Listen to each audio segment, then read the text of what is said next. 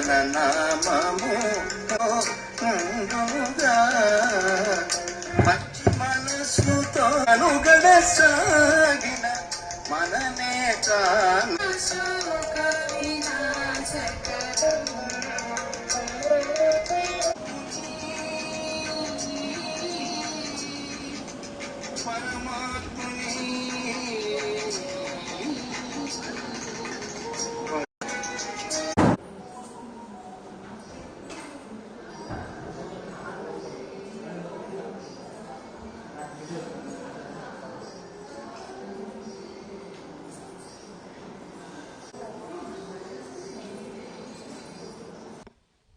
వాసుదేవ.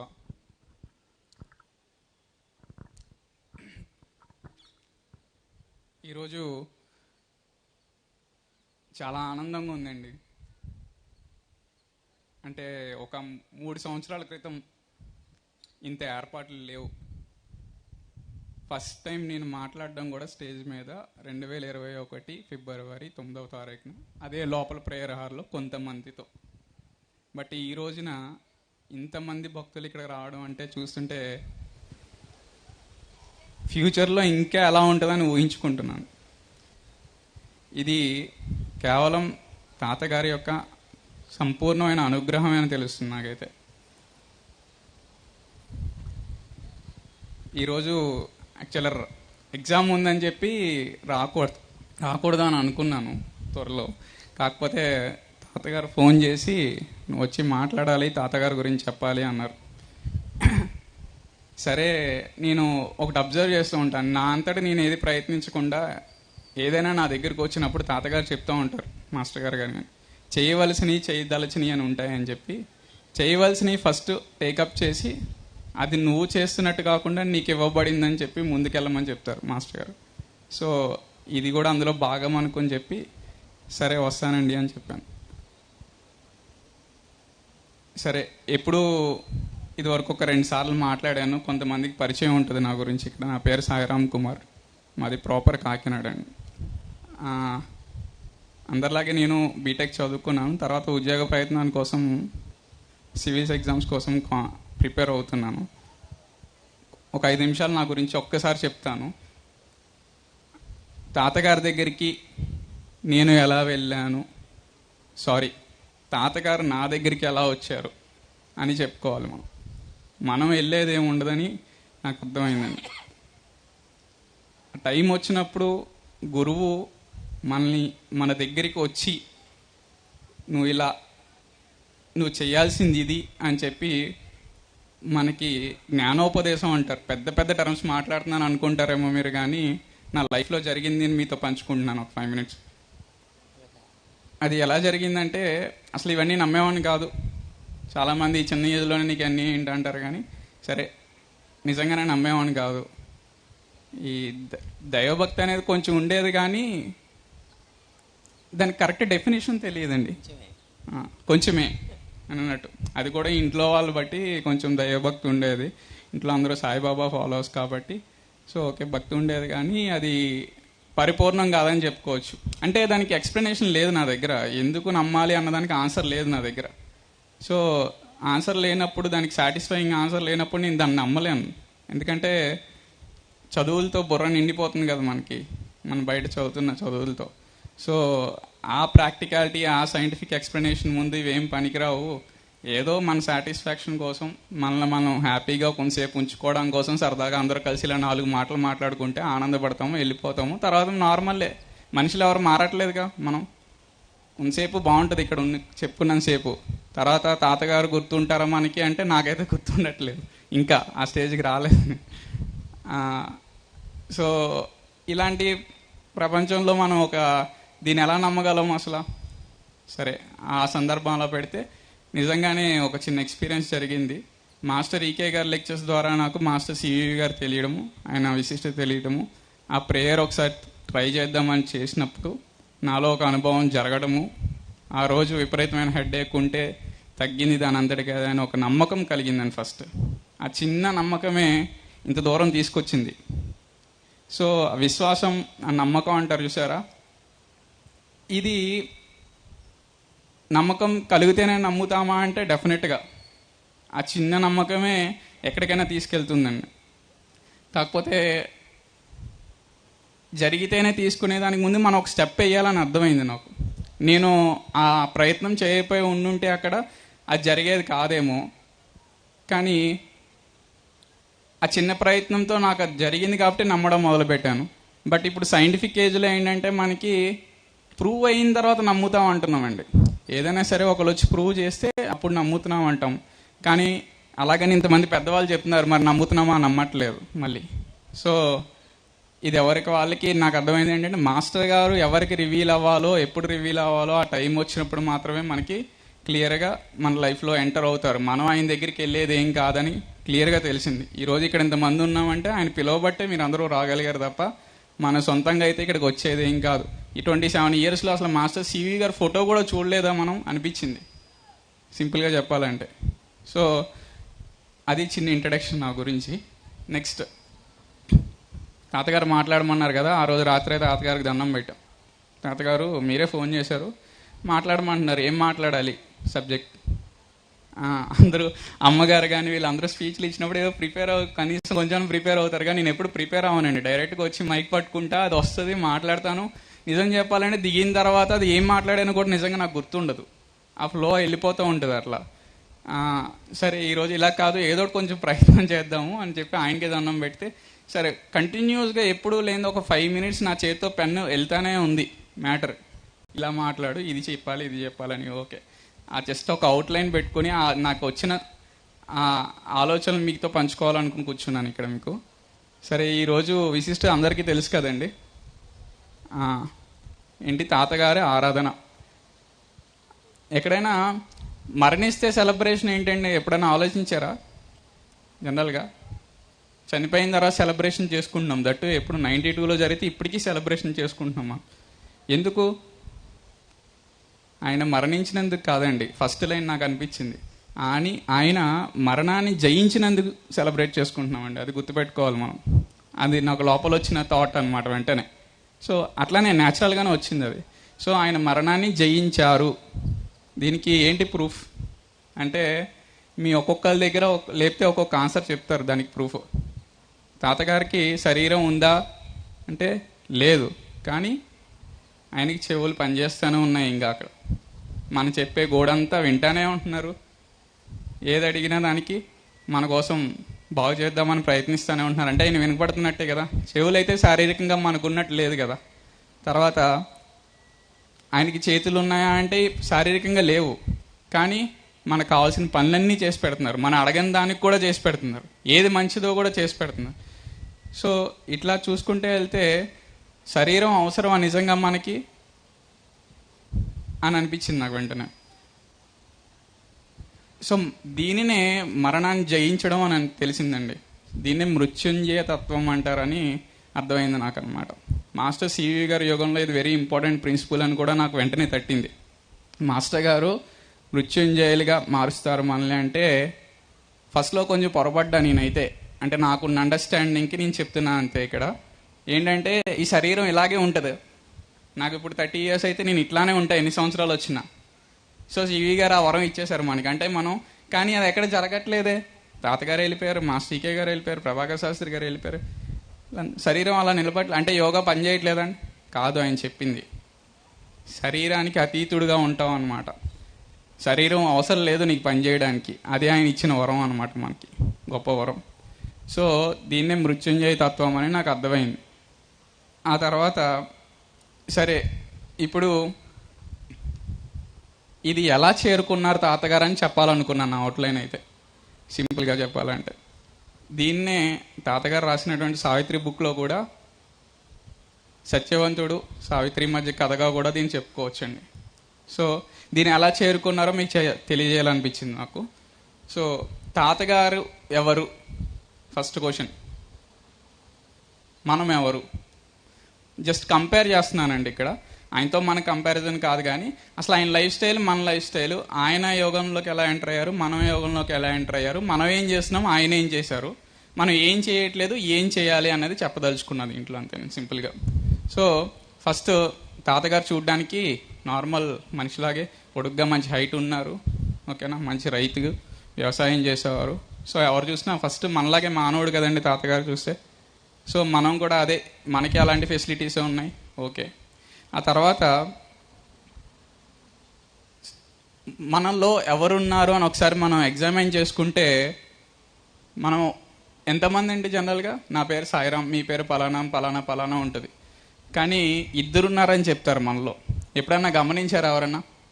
ఒకటి మన శరీరంతో ఉన్నటువంటి, మన మనసుతో పనిచేస్తున్నటువంటి ఒక ప్రజ్ఞ, ఇంకొకడు ఈ మనసుకి దీనికి సంబంధం లేకుండా ప్యూర్గా ఉండి అసలు ఈ ఎమోషన్స్కి అటాచ్మెంట్ లేకుండా నిరంతరం మన కోసం పనిచేస్తున్నాడు ఒకడు లోపల ఉన్నాడండి.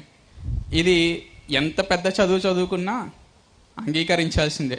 దీన్నే మాస్టర్ గారు సైన్స్ ఆఫ్ మ్యాన్ చదవాలన్నారండి. ఫస్ట్ ఆఫ్ ఆల్ మనం యూత్గా, అంటే పిల్లలకి మనం నేర్పించాల్సింది ఏంటంటే, ఫిజికల్ సైన్సెస్, బయాలజికల్ సైన్సెస్ ఇవన్నీ ఒక ఎత్తు అయితే, ఫస్ట్ చదవాల్సింది సైన్స్ ఆఫ్ మ్యాన్ అండి.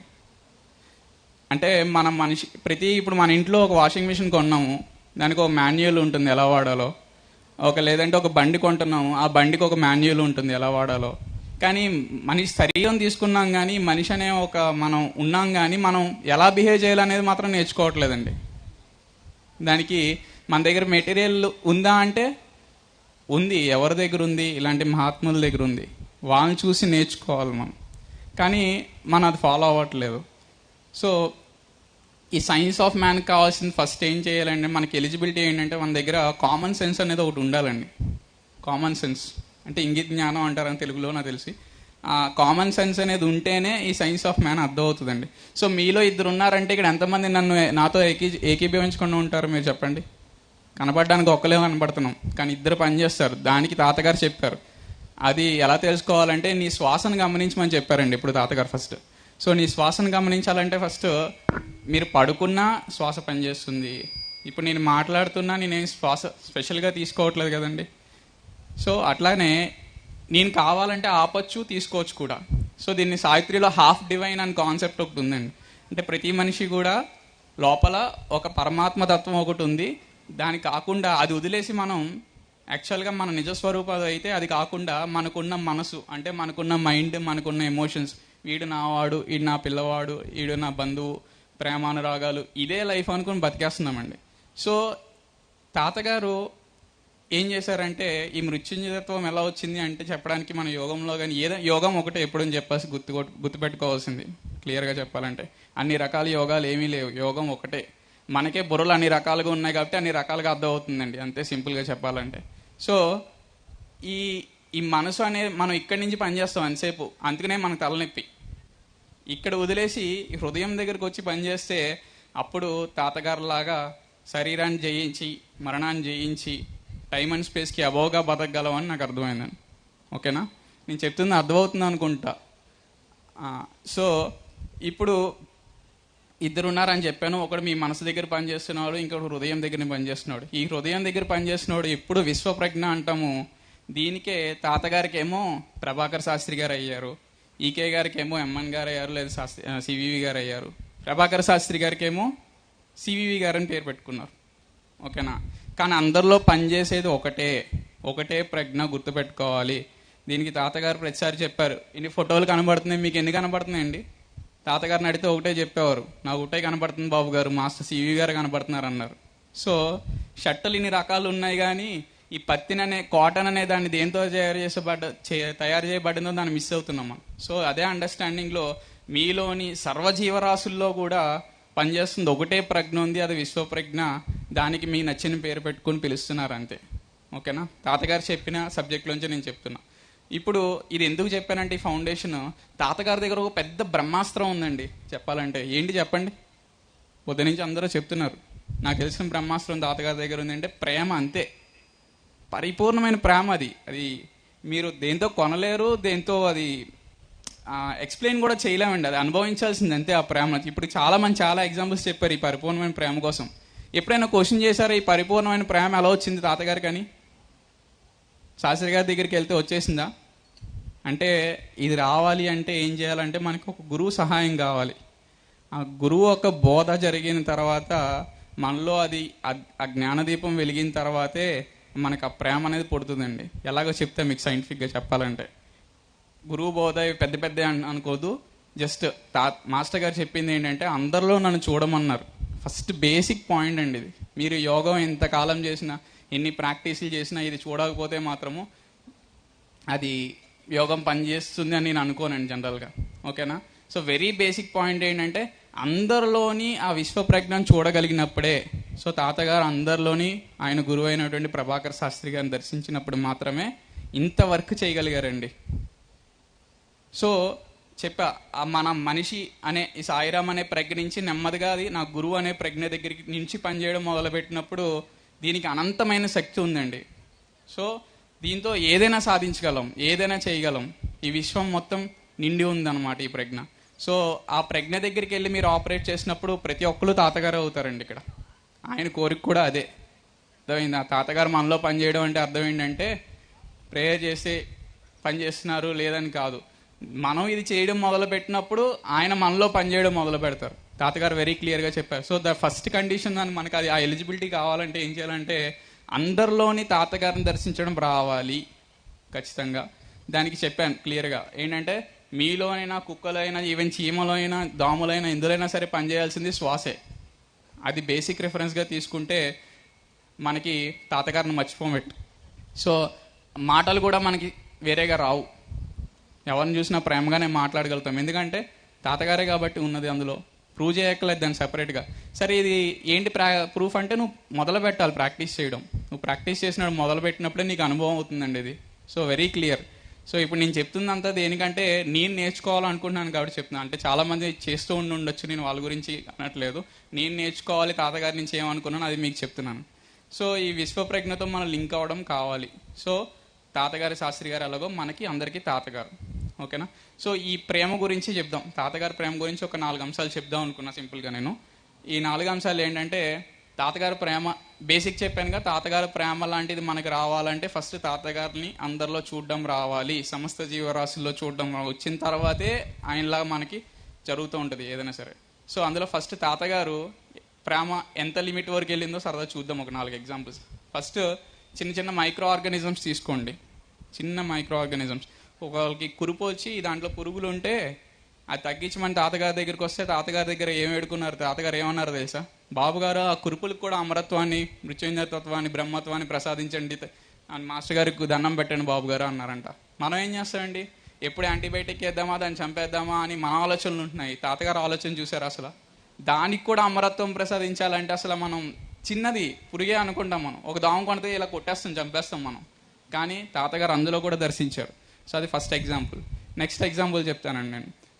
దొంగ ఇక్కడ ఈ పొలం దగ్గర అనుకున్నా తెలిసి తాతగారి దగ్గరికి ఏదో వచ్చి బస్తా తీసుకెళ్ళిపోతూ ఉండంటే తాతగారు రైతు అని తెలియదంట దొంగకి. సరే వచ్చి వెనకాల వచ్చి ఒక మూట ఎత్తి ఈయనే మూట ఎత్తి ఆయనకి హెల్ప్ చేసి సరే తీసుకెళ్ళి బాబు గారు అన్నారంట. తర్వాత రోజు తెలిసి ఆయనకి అమ్మో ఆయన రైతు ఆయనే, కానీ ఆయన అంత ప్రేమతో అసలు అలా చేశారంటే అది ఎలా పాసిబుల్ అండి? మనకి అపాయం చేస్తున్నాడు అన్నాడికే మనం ఎప్పుడు అటాక్ చేద్దామని చూస్తున్న ఈ ప్రపంచంలో. సో ఇది ఒక చిన్న ఎగ్జాంపుల్ మనం ఎలా బిహేవ్ చేయాలన్నదాన్ని. ఈవెన్ నీ శత్రువు అయినా సరే, వాడు దొంగ అయినా సరే, నువ్వు చూడాల్సిన విధానం మారాలండి. మారినప్పుడు దానికి ఎంత ఎనర్జీ ఉంటుందంటే అటువైపు వాడు కూడా మారిపోతాడు. సో ఈవెన్ మహాత్మా గాంధీ చేసింది కూడా ఇదే. బ్రిటిషర్స్ అంతా చేసినా కూడా ఆయన లవ్ అనే ఒక స్ట్రాంగ్ ఎలిమెంట్ని అదే పవర్ఫుల్ వెపన్గా వాడారండి. తాతగారు కూడా అదే చూపించింది, మనం నిరూపించింది. సో 2 అయినాయి. ఒకటి మైక్రో ఆర్గానిజమ్స్, ఇంకొకటి దొంగ. ఇంకో కుక్కని ఎప్పుడన్నా మనం ఏం పిలుస్తాం? తాతగారు కుక్క గారు అనే పిలిచేవారు. చిన్న చిన్న ఎగ్జాంపుల్స్ తీసుకోండి తాతగారి నుంచి. సివి యోగం అంటే నేనైతే డీటెయిల్స్గా ఏమి ఎక్స్ప్లెయిన్ చేయలేను, నాకు ఈ చిన్న ఎగ్జాంపుల్స్ చాలు. ఇది ఇంప్లిమెంట్ చేయడానికే మనకి ఎన్ని జన్మలు ఎత్తుతో అర్థం అవ్వట్లేదండి నిజంగా చెప్పాలంటే. సో ఫస్ట్ ఈ చిన్న ఎగ్జాంపుల్స్ స్టార్ట్ చేద్దాం. సో కుక్కను కూడా కుక్క గారు అని పిలిచేవారు. దయ్యాలండి తాతగారు కిటికీ వైద్యం చేసేవారంట. వాటికి కూడా మన అందరం దయ్యాలు వస్తే లాగిపెట్టి ఏంటి ఇవి చెప్పులతో కొడతాం, చీపురు గడ్డలో పెట్టి కొడతాం. తాతగారికి ఎంత ప్రేమ అండి, తీసుకొస్తే వాటితో కూడా కమ్యూనికేట్ చేసి మీకు ఏ జన్మ కావాలి చెప్పండి, 2 అంతస్తుల మేడలోకి వెళ్తారా లేదంటే 3 అంతస్తుల మేడలో పంపించమంటారా అని అడిగేవారు. ఎంత ప్రేమ అండి అది. సో దయ్యాలతో డీల్ చేయడం చూసాం ఎట్లానో, మన శత్రువులతో ఎలా డీల్ చేయాలో చూసాము, చిన్న పురుగులతో ఎలా డీల్ చేయాలో చూసాము. ఇదే ప్రేమకి ఆయనకున్న అనంతమైన ప్రేమ అండి. సరే దీంతో పక్కన పెడితే నెక్స్ట్ తాతగారు ప్రేయర్, ఇది ఒకటి ఇంపార్టెంట్ ఎలిమెంట్ చెప్పాలనుకున్నా. తాతగారు ప్రేయర్ ఎలా చేశారన్న దానికి సావిత్రమ్మ, అదే మన వరలక్ష్మి అమ్మగారు వీడియో పెట్టారు రీసెంట్గా. ఆ ప్రభాకర్ శాస్త్రి గారి దగ్గరికి తాతగారు వెళ్ళినప్పుడు ఫస్ట్ ప్రేయర్ అందరూ వచ్చామండి. మనలాగే తాతగారు కూడా అనారోగ్య సమస్య ఉందని చెప్పి వెళ్ళారు. నాకు ఆరోగ్యం బాగుండాలి గురువు గారు అంటే, ఇక నుంచి నీ ఆరోగ్యం బాధ్యత నాదే అన్నారు. తగ్గిపోయింది. సెకండ్ ప్రేయర్కి ఇంపార్టెంట్ అండి, అక్కడ లెసన్ ఉంది మనం నేర్చుకోవాల్సింది. ఫస్ట్ ప్రేయర్ అందరూ మనం బాగుండాలనే తాతగారి దగ్గరికి వచ్చాం. రకరకాల సమస్యలు తగ్గిన తర్వాత కూడా తాతగారు నెక్స్ట్ టైం వెళ్ళినప్పుడు కూడా ప్రేయర్ చేసిన తర్వాత శాస్త్రి గారు అడిగారంట, ఏమని దండం పెట్టారు బాబు గారు అని అడిగారంట. నా ఆరోగ్యం బాగుండాలి. నేను చెప్పాను కదండి ఆల్రెడీ మీ ఆరోగ్యం బాగుంటుంది నేను చూసుకుంటానని, మళ్ళీ ఎందుకు అవసరం లేదండి, అందరూ బాగుండాలని దండం పెట్టండి బాబు గారు ఈసారి నుంచి అన్నారు. కానీ ఈ పాయింట్ దగ్గర మనం ఫెయిల్ అవుతున్నామండి. ఎన్నిసార్లు వచ్చినా మనమే బాగుండాలని నమస్కారం పెడుతున్నాం తప్ప అందరూ బాగుండాలని చెప్పి నిజంగా మనస్ఫూర్తిగా పెట్టట్లేదు. కానీ ఈ యోగాలో ముందుకు వెళ్ళాలంటే వెరీ ఇంపార్టెంట్ స్టెప్ ఇదండి. ఓకేనా? అందరూ బాగుండాలి అన్నప్పుడే అందులో కూడా నీ బాగు ఉంది, అది గుర్తించండి. మీరు అడగాల్సిన అవసరం లేదు. ఎప్పుడైతే ఈ సంకల్పంతో చేస్తారో మీరు ఖచ్చితంగా బాగుంటారు. చిన్న ఎగ్జాంపుల్ చెప్తా దీంట్లో ఏంటంటే, మీరు మన ఫ్రెండే ఉన్నాడండి. ఇప్పుడు నేను మీకు ప్రతిరోజు ఫోన్ చేసి అరే నాకు ఒక 2000 వెయ్యి అని చెప్పి 10 రోజులకు ఒకసారి ఫోన్ చేస్తూ ఉన్నాను, నాకు డబ్బులు అవసరం. వేస్తాడు డబ్బులు ఉంది కాలం. తర్వాత ఒక రోజు చూసి వీడేంటి ఇదే పని మీద డబ్బులు వేస్తున్నాడు అని చెప్పి ఆపేస్తారండి. ఓకేనా? అదే ఆ ఫ్రెండ్ని మీరు డబ్బులు అడగకుండా రోజు వాడితో ప్రేమగా మాట్లాడుతూ ఉండండి. సడన్గా మీకు ఏదైనా సమస్య వచ్చి 10,000 అవసరం అనుకోండి, వెంటనే మీరు అడగకపోయినా సరే ఎలా ఉన్నారా ఏంటి నీ పరిస్థితి అని చెప్పి వాడే డబ్బులు వేస్తాడండి. ఇది తాతగారు లవ్ అండి, మనం గుర్తుపెట్టుకోవాల్సింది. సో మనం తాతగారిని ఇది అని ఎంతసేపు ఇవే అడిగి ఇంకా ఈ స్టేజ్లో ఉండడానికి మనం సంసిద్ధం అవుతున్నాం తప్ప అసలైంది అడగట్లేదండి. అదే తాతగారు చెప్పింది, అందరినీ ఆయన వెలుగులోకి తీసుకెళ్ళమని చెప్పారండి. అది అసలైన ఎయిమ్ మన ఈ సివి యోగం యొక్కది. సో ఇవన్నీ వస్తాయి మనకి మధ్యలో, ఇవి వచ్చినంతకాలం ఉండవు, మీకు తెలుసు, వచ్చినవి పోతానే ఉంటాయి. మళ్ళీ వచ్చి అక్కడికక్కడ ఆనందం పడతాం, కానీ ఆ పర్మనెంట్ హ్యాపీనెస్ ఏముందో అది అడగట్లేదు మనం. అది అడిగిన రోజే ఈ సివి యోగం యొక్క మనం అసలు నిజంగా ఫాలో అవుతుందని చెప్పుకోవాలండి. సో సింపుల్గా ఇప్పుడు తాతగారి గురించి, ప్రేమ గురించి చెప్పాను. ఆయన్ని ఏం అడగాలి, ప్రేయర్ వెరీ ఇంపార్టెంట్. ప్రేయర్లో మనం చేయాల్సింది ఏంటంటే అందరూ బాగుండాలి అని ప్రతిరోజు సంపూర్ణంగా ఆయనకి శరణార్థి చెంది ప్రేయర్ చేయాలని చెప్పారు తాతగారు. అది శాస్త్రి గారు చెప్పారు, ఆ తాతగారు చెప్పారు, మనం అలాగే చేయాలండి. ఓకేనా? ఇప్పుడు లాస్ట్ కన్క్లూజన్లో ఒకటి చెప్పాలనుకున్నాను. తాతగారు అన్ని శక్తులు ఉన్నాయి కదా, శరీరంతో ఇక్కడ ఉండిపోవచ్చు కదండి ఆయన. ఇంకా ఈ పార్టీకి బోల్డ్ మంది జనసందోహం వచ్చేసేది కదా ఇక్కడ. నాకు ఈ డౌట్ వచ్చింది, ఎందుకు వెళ్ళిపోవాలి ఆయన? శరీరాన్ని టైమ్ అండ్ స్పేస్ అబోవ్ వెళ్ళారు కదా, కానీ ఇక్కడే ఉండిపోవచ్చు కదా అంటే లేదు.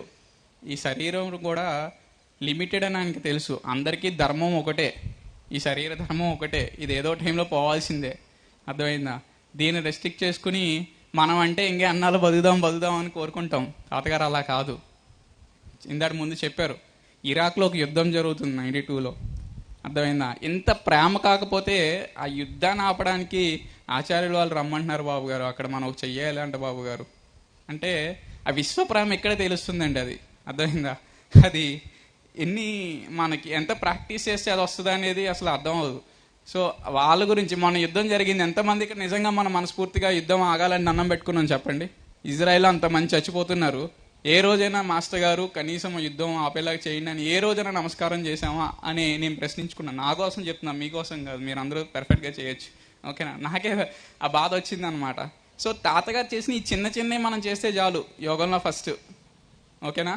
అదొక ఎగ్జాంపుల్. ఆయన ప్రేమ ఎంత విశ్వానికి ఎంత మొత్తం చుట్టేసిందని చెప్పడానికి ఆయన శరీరాన్ని ఇక్కడ వదిలేసి మన కోసం కాకుండా అంతమంది అక్కడ సఫర్ అవుతున్నారు, అక్కడ ఏ బాంబు పడితే కొన్ని లక్షల మంది 1000 మంది చచ్చిపోతారని చెప్పి మరి వాళ్ళు చేసిన ప్రూఫ్ ఏంటంటే అది తెలియదండి మనకి. ఇంకా ఆ స్టేజ్కి వెళ్ళలేదు మనం మట్టి బుర్రలు. అర్థమైందా? వాళ్ళు ఏం చేస్తున్నారు, మనకి ఇక్కడ ఉన్నది అంత దూరంలో ఏది కనపడట్లేదు, వీళ్ళు ఎలా కనపడాలని మనం అనుకుంటామండి. అది మన ప్రాబ్లం, మన కళ్ళ ప్రాబ్లం. సో ఇది నమ్మడానికి వీల్లేదని కాదు. ఇంకా లాస్ట్ ఎగ్జాంపుల్, తాతగారు అసలు ఈ పైన చెప్పిందంతా ఒక నాటకం అనుకోండి. నాకు లాస్ట్లో వచ్చింది ఒక థాట్ ఏంటంటే, తాతగారు జన్మ తీసుకున్నారు, ఆ తాతగారు వచ్చారంట, ఆయన మనలాగే మనిషిలాగా ఉన్నారంట, ఆయన సడన్గా ఒక గురువుగా దొరికారంట, ఆయన తర్వాత మారిపోయారంట, మారిపోయి ఇంత పరిపూర్ణత సివి యోగంలో సాధించారంట. ఒక్కసారి కళ్ళు మూసుకుని ఇదంతా నాటకం అనుకోండి మీరందరూ. నేను చెప్పిందంతా తప్పు. ఎందుకో చెప్తా మీకు. ఎందుకంటే తాతగారు సుందరకాండలో ఒక ఫేవరెట్, నాకు చాలా ఇష్టం, సుందరకాండ వ్యాఖ్యానం రాశారండి. అందులో కొన్ని హనుమంతుడు ఈ పైకి సముద్ర లంఘనం చేసే ముందు శ్రీరాముని తలుచుకుని, ఎప్పుడు శాస్త్రి గారిని ఎలా తలుచుకుంటారు తాతగారు, అలా శ్రీరాముని మనస్ఫూర్తిగా తలుచుకుని నేను చేయగలనా, సాధ్యం అవుతుందా అనుకున్న టైంలో ఆయన కంప్లీట్గా శ్రీరాముడికి శరణం చెంది లిఫ్ట్ అవుతారండి. అంటే అర్థం ఏంటంటే తాతగారు దానికి వ్యాఖ్యానం రాశారు. అలా లిఫ్ట్ అవడం అంటే అర్థం అంటే ఏంటంటే ఆ హయ్యెస్ట్ స్టేజ్ ఆఫ్ యోగాలోకి వెళ్ళడం అంటే సముద్రం దూకేయడం అన్న పాయింట్ పక్కన పెడితే స్పిరిచువల్గా చూస్తే హయ్యెస్ట్ స్టేజ్ ఆఫ్ పాయింట్కి వెళ్ళినప్పుడు. సో అలాగే తాతగారు ఈ హయ్యెస్ట్ స్టేజ్ ఆఫ్ పాయింట్కి వెళ్ళారు. వెళ్ళిన తర్వాత అక్కడ తాతగారు ఒక ఎక్స్ప్లెనేషన్ ఇస్తారు. ఏంటంటే ఆ పక్కనున్న చెట్లు ఇవన్నీ పైకి ఎగిరిపోయినాయి అంట ఆ హనుమంతుడి యొక్క వేగానికి. అవన్నీ ఎగిరిపోయిన తర్వాత దాని యొక్క కొన్ని పువ్వులు ఉంటాయి కదా, పుష్పాలు, అవి మళ్ళీ కింద పడిపోయినాయి అండి సముద్రంలో. హనుమంతుడితో పాటు కొంచెం ముందు వరకు వెళ్ళిన తర్వాత సడన్గా అవన్నీ కింద పడిపోయినాయి అంట. దానికి తాతగారు అద్భుతమైన వర్ణం చేశారండి. అసలు అది అన్ఇమాజినబుల్ అనమాట. ఏంటంటే ఇలా యోగంలో పైకి రీచ్ అయిపోయిన వాళ్ళు మళ్ళీ అంత సిద్ధి పొందిన తర్వాత కూడా మనలాంటి అజ్ఞానాలను ఉద్ధరించడానికి మళ్ళీ కిందకు వస్తారంటండి. అసలు ఏమన్నా ఎక్స్ప్లెనేషన్ అండి అది? ఓకేనా? ఎంత ప్రేమ ఉంటే అది. మనం అనుకుంటున్నాం కదా, ఈ శరీరంలో ఇది బాధలు పడలేకపోతున్నాం అనుకుంటున్నాము. ఇలాంటి పరమ గురువులు మనల్ని ఉద్ధరించడానికి మళ్ళీ అలాంటి బాడీని తీసుకుని మళ్ళీ కిందకు వస్తున్నారండి. సో అంతకన్నా వాళ్ళ ప్రేమను మనం ఎక్స్ప్లెయిన్ చేయలేం. అర్థమైందా? సో వాళ్ళు ఎంత కష్టపడినప్పుడు మనం ఏం చేస్తున్నామో ఆలోచించుకోవాలి, ఖచ్చితంగా ఆలోచించుకోవాలి. సో లాస్ట్ ఎండింగ్ లైన్స్ ఏంటంటే అప్పుడు అర్థమైంది నేను చెప్పింది అంతా నిజంగానే డ్రామా. ఆయన నార్మల్ మనిషిలా కనిపించి ఇదంతా స్టేజ్ వచ్చి ఇప్పుడు పరిపూర్ణత చెందిన ఆయన కాదు. అందుకనే శాస్త్రి గారు చెప్పారు, ఎన్నో జన్మల్లో మనం కలిసి పనిచేస్తున్నాం, ఇంకా కలిసి పనిచేస్తూ ఉంటే అప్పటికే ఆయన ఎన్లైటెండ్ అయిపోయారు. అర్థమైందా?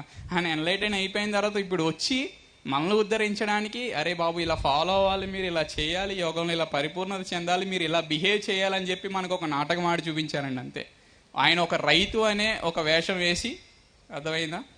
ఇది పొద్దున్న ట్రైన్లో వస్తుంటే కొన్ని లైన్స్ వచ్చినాయి మీతో పంచుకోవాలనుకుంటున్నా. ఆయన ఒక రైతు అనే వేషం వేసి మనలో ఉన్నటువంటి కలుపు మొక్కలు అంటాం చూసారా, కలుపు మొక్కలు లాంటివి ఉన్నట్టు మనసులో ఉన్నటువంటి విష భావాలన్నిటి కూడా మొత్తం వాటిని అన్నింటినీ దున్ని సివివి మంత్రపూరితమైనటువంటి బీజాలను మనలో నాటి ప్రేమ అనే పంటను పండించి అమృతం అనే అన్నాన్ని వడ్డిస్తున్నారని నాకు పొద్దున ఒక 4 లైన్స్ వచ్చినాయండి ట్రైన్లో తాతగారు ప్రేమ గురించి తలుచుకుంటూ. సో మరొక్కసారి సివివిగా తాతగారు రైతు అనే ఒక వేషం ధరించి మనలో ఉన్న కలుపు మొక్కల వంటి విషభావాల్ని హరించి, ఆ తర్వాత సివివి అనే మంత్రపూరితమైనటువంటి బీజాలని, విత్తనాలను నాటి మనలో ప్రేమ అనే ఒక విశ్వప్రేమ అనే పంటను పండించి అమృతం అనే అమరత్వాన్ని మనకి ప్రసాదిస్తున్నారు. సో ఇది నేను చెప్పదలుచుకుంది, నేను కాదు తాతగారు చెప్పదలుచుకుంది లిటరల్గా. ఇది నా అంతటా నేను అంతే చెప్పాను మీకు. సో తాతగారికి మనస్ఫూర్తిగా నమస్కరిస్తూ మనందరం కూడా ఇట్లానే ఆయన్నే శరణు వేడాలి. మళ్ళీ అలాంటి గురుభక్తి మాకు ప్రసాదించండి.